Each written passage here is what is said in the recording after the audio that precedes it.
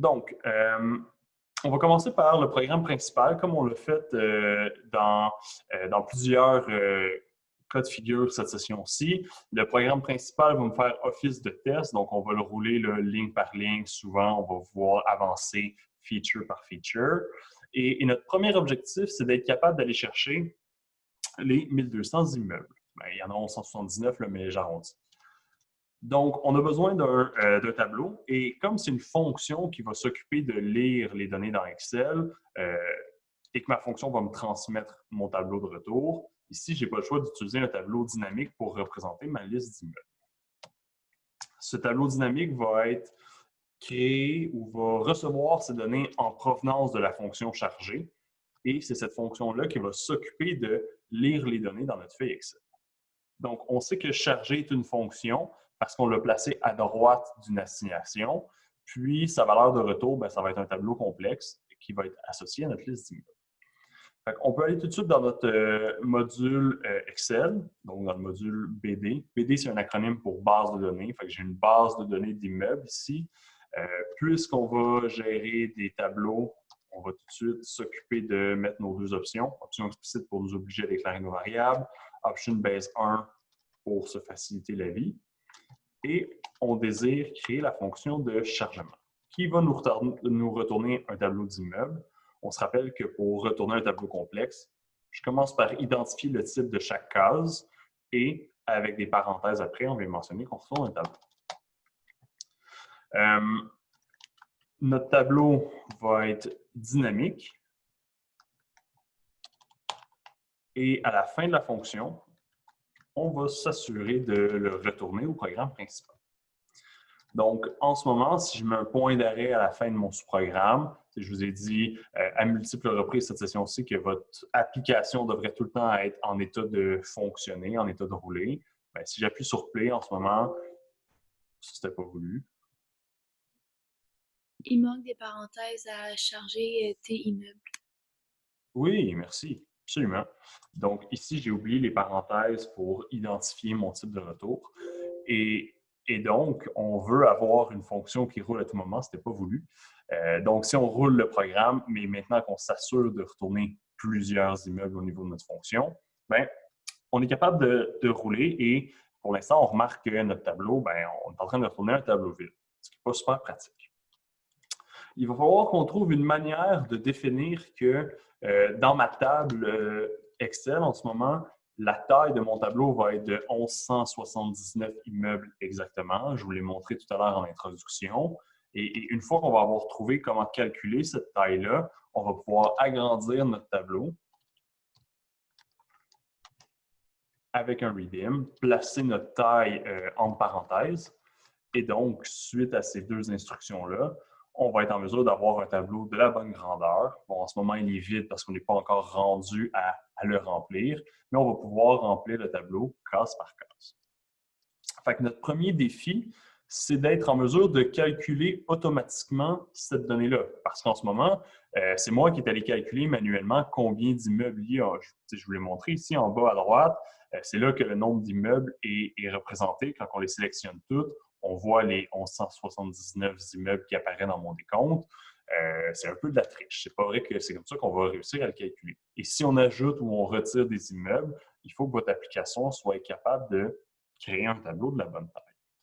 Donc, notre premier challenge, ça va être de créer une fonction qui va compter le nombre d'items qui est inscrit dans notre table Excel. NVItem est une fonction parce qu'on l'a placée à droite d'une assignation. Elle retourne une valeur. La valeur qui est à retourner, c'est ici juste un entier. Et il faut qu'on trouve une manière d'arriver à notre valeur de retour. Donc ici, on va passer ligne par ligne à travers notre table Excel et à la fin, il va falloir qu'on soit capable de retourner une valeur qui vaut 1179. Pourquoi 1179? Bien, si on remarque, on va commencer à lire ou à faire notre analyse à partir de la ligne 3. C'est là que le premier immeuble est situé, l'immeuble sur la rue Plantagenet. Donc, l'analyse commence à la ligne 3. Puis, on va changer de ligne tant qu'on trouve des données. Donc, on va avancer jusqu'à ce qu'on trouve la première ligne vide. Okay? Fait ici, la première ligne vide dans notre table Excel arrive à, je le sais par cœur, mais elle arrive à la ligne 1182. En avançant ligne par ligne, comme ça, on va trouver un contenu sur chacune des lignes de notre table Excel jusqu'à ce qu'on arrive à 1182. C'est là que notre boucle va arrêter. Et une fois qu'on va avoir ces deux éléments-là, bien, comment on relie 1182, 3 et 1179? C'est essentiellement par une soustraction. Quand on va avoir trouvé ces deux valeurs-là de façon automatique, on va être capable de les soustraire l'une à l'autre pour obtenir notre réponse. Lorsque vous allez commencer à manipuler une table Excel de la sorte, ça vaut la peine de prendre le temps de définir sa topologie. Okay? Donc, qu'est-ce que je veux dire par la topologie de la table? C'est qu'il y a une certaine quantité de lignes qui représentent l'entête de notre table et les colonnes sont associées à des éléments importants dans notre application. Et ça, on veut les définir par constante. Donc, je vous ai dit qu'on allait commencer notre analyse à la troisième ligne parce que cette valeur-là, le 3, représente notre première donnée. Bien, c'est une constante et ça dépend de la table. Je pourrais décider du jour au lendemain d'ajouter plus d'informations dans mon en-tête. Donc, peut-être que je pourrais avoir une ligne, deux lignes de plus dans mon en-tête, comme si je faisais un cartouche dans AutoCAD, par exemple. Et donc, c'est important aussi que je connaisse justement quelle est la grosseur de cette en-tête-là dans ma table. Donc, en ce moment, la taille de notre en-tête, c'est 2 lignes. Puis, quand on va faire la lecture de nos données dans Excel, on va devoir accéder à la première colonne, à la deuxième colonne, à la troisième colonne, à la quatrième colonne. Je ne veux pas avoir à me demander ou à me poser la question quelle est la donnée qui est inscrite dans cette colonne-là. Fait que je vous demande de créer une constante par colonne importante. Fait que le numéro de cadastre de nos immeubles, par exemple, sont représentés ou sont contenus dans la première colonne de notre table. Ensuite, on a les adresses de nos immeubles qui sont contenus dans la deuxième colonne. Puis, la troisième colonne contient le nombre de logements dans chaque immeuble. Et là, on a des constantes comme ça jusqu'à la sixième colonne. La quatrième colonne représente le nom du propriétaire. La cinquième colonne représente son adresse. Et là, on ne le voit pas en ce moment dans mon partage d'écran, mais si je me décale un petit peu, la colonne F représente l'arrondissement où l'immeuble est situé. Donc, à toutes les fois que vous allez être confronté à une table Excel, que ce soit la table des patients, que ce soit la table des traitements, que ce soit la table des immeubles, que ce soit la table des résultats ou la table des équipements dans le cours 10, ça prend une série de constantes comme ça qui permet de définir les colonnes importantes dans notre table ainsi que les lignes importantes de notre table. Donc ici, quand je vous dis que l'analyse commence à la ligne 3, bien, la variable qui représente le numéro de ligne qu'on a défini juste ici, bien, on peut l'initialiser, non pas avec le chiffre 3 tel quel, mais avec la constante qu'on a définie préalablement. Donc, en ce moment, on est bien parti, on a notre troisième ligne.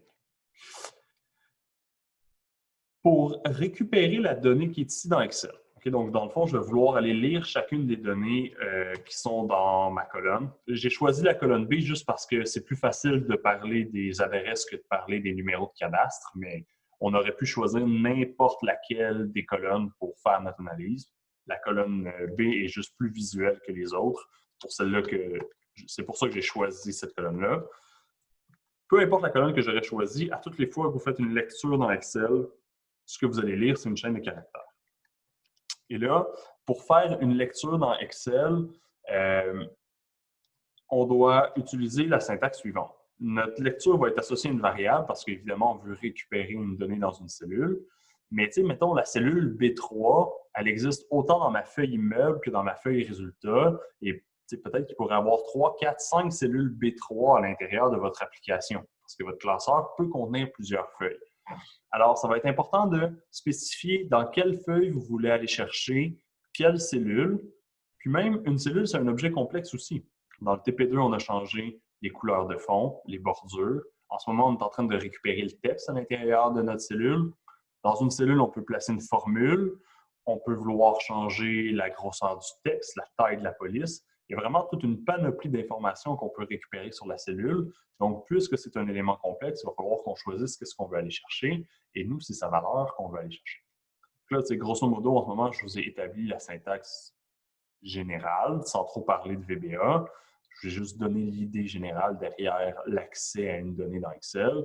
Si on le fait pour vrai, bien, la valeur lue dans ma troisième ligne, il va falloir que j'accède à ma feuille. Et là, pour les feuilles, à toutes les fois que vous avez créé des modules, vous avez pu changer le nom du module ici dans la fenêtre des propriétés. C'est la même chose au niveau de nos feuilles Excel. En ce moment, j'ai deux feuilles Excel, j'ai deux onglets. J'ai un premier onglet immeuble, j'ai un deuxième onglet résultat. On voit le nom de mes onglets entre parenthèses ici quand on observe les Microsoft Excel Objects. La première feuille ici a comme nom d'onglet immeuble. La deuxième feuille a comme nom d'onglet résultat. Mais à gauche, ce qu'on retrouve, c'est leur nom de variable dans VBA. Donc, l'onglet immeuble possède un nom de variable VBA qui s'appelle BD immeuble. Quand je vais aller chercher une donnée dans cette feuille-là, je dois commencer par BD immeuble, mettre un point. Je pourrais décider de recalculer toutes les formules de la feuille. Je pourrais décider de corriger le français dans ma feuille. Je pourrais décider de faire une copie de ma feuille, par exemple, ou encore de la supprimer. Moi, ce qui m'intéresse actuellement, c'est d'aller chercher ces cellules. Donc, ça, en ce moment, c'est le million de cellules qu'il y a dans ma feuille. Moi, je m'intéresse qu'à une cellule à la fois. Donc, entre parenthèses, on vient placer le numéro de ligne où on veut faire notre lecture. De même que le numéro de colonne. Donc, en ce moment, je m'intéresse aux adresses des immeubles, donc la colonne B. Et c'est un chiffre qu'on vient placer là. La colonne B est représentée par la deuxième colonne. Puis, on a créé une constante pour représenter ça. Donc, on va aller dans notre constante d'adresse. Et ce qui m'intéresse avec ma cellule, c'est sa valeur. Comme je vous ai dit depuis le début de la session, assurez-vous de tester chacune de vos instructions quasiment ligne par ligne.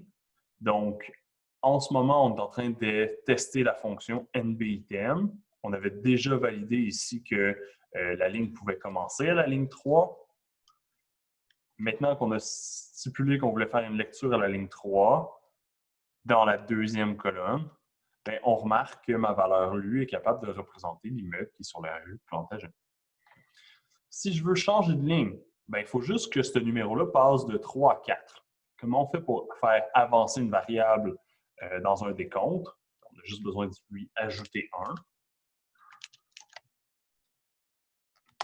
Donc, si je fais changer ma ligne pour qu'elle passe de 3 à 4 et que je recommence ma lecture, ici on le voit, là, ma ligne qui est à 3 passe à 4.